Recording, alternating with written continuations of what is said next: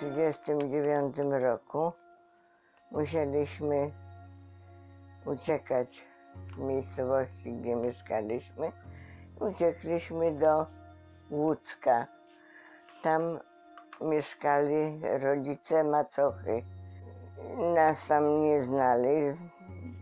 Byliśmy bardziej bezpieczni, bo w miejscowości, gdzie mieszkaliśmy, to groziła nam wywózka na Syberię.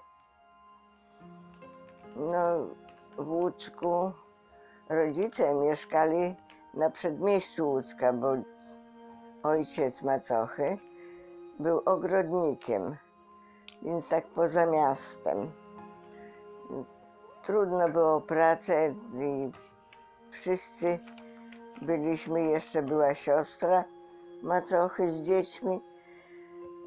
No, baliśmy się cały czas, byliśmy pod tym strachem, żeby sąsiedzi nas nie wydali, bo to wszystko groziło wywózką na Syberię. Tak dotrwaliśmy, aż na Związek Radziecki Niemcy napadli. No i zaczęła się druga wojna, ale szybko przeszedł front i zaczęliśmy nowe życie. Macocha dostała pracę i przenieśliśmy się do miasta. Mieszkaliśmy w mieście, było bardzo trudno. Wszystko było na kartki, no ale jak macocha dostała pracę w szpitalu, to był mały szpital prywatny Niemca. Zaopatrzenie było dość możliwe. Niemiec nam pomagał właściwie.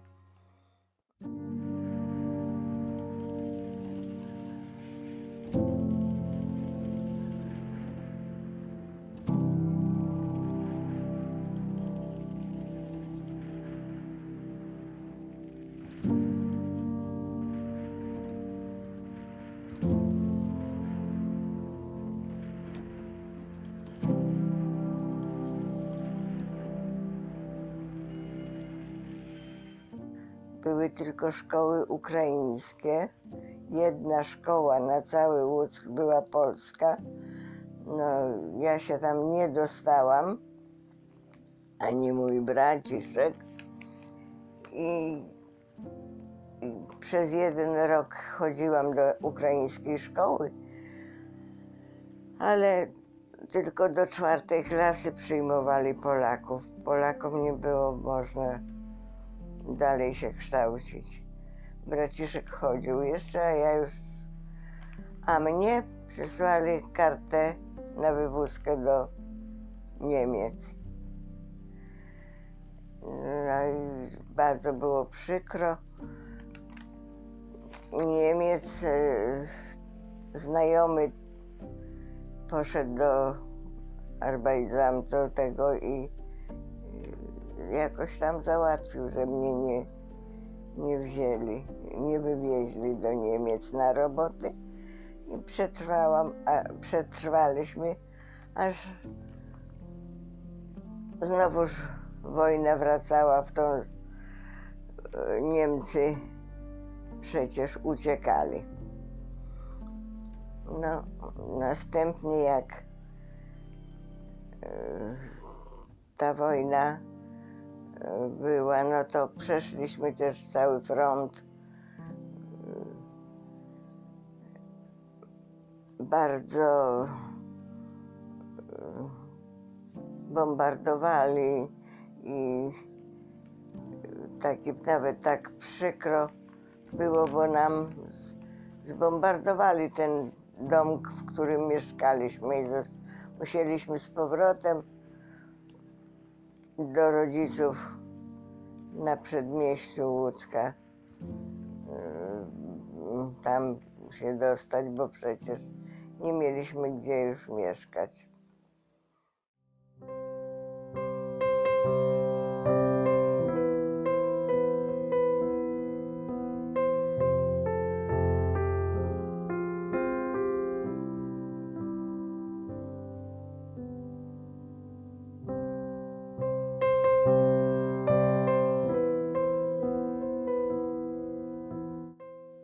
już koniec, zbliżał się wojny. Macocha była w pracy i tam się dowiedziała, że będzie nalot duży, żebyśmy uciekali do schronów. Ale to takie były po prostu takie rowy wykopane. No i macocha przybiegła ze szpitala, żebyśmy się schowali. I myśmy właściwie wyszli z tego domu. Prawie wszyscy tak pochowaliśmy się, a żołnierze szli ruscy i mówili nam, żebyśmy nie uciekali, bo to nie jest jakiś ten nalot to nie będzie dla nas uciążliwy, żebyśmy się nie chowali. Ale myśmy się schowali. Nalot był okropny. Koło nas właśnie kilka spadło bomb.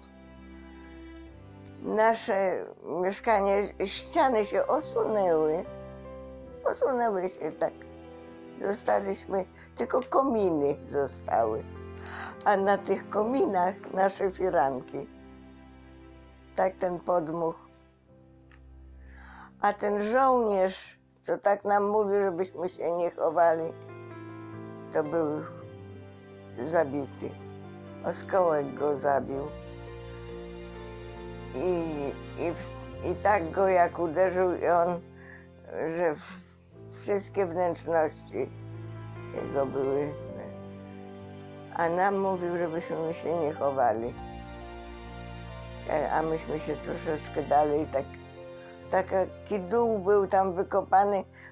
Piasek ludziom był potrzebny, tam akurat był piasek. I tam żeśmy w tym dołku się pochowali. No nas tam tylko, bo to był taki zaułek, nie ulica długa, tylko taki zaułek mały. Było tylko 3 domy. No to potem zostały 3 kominy.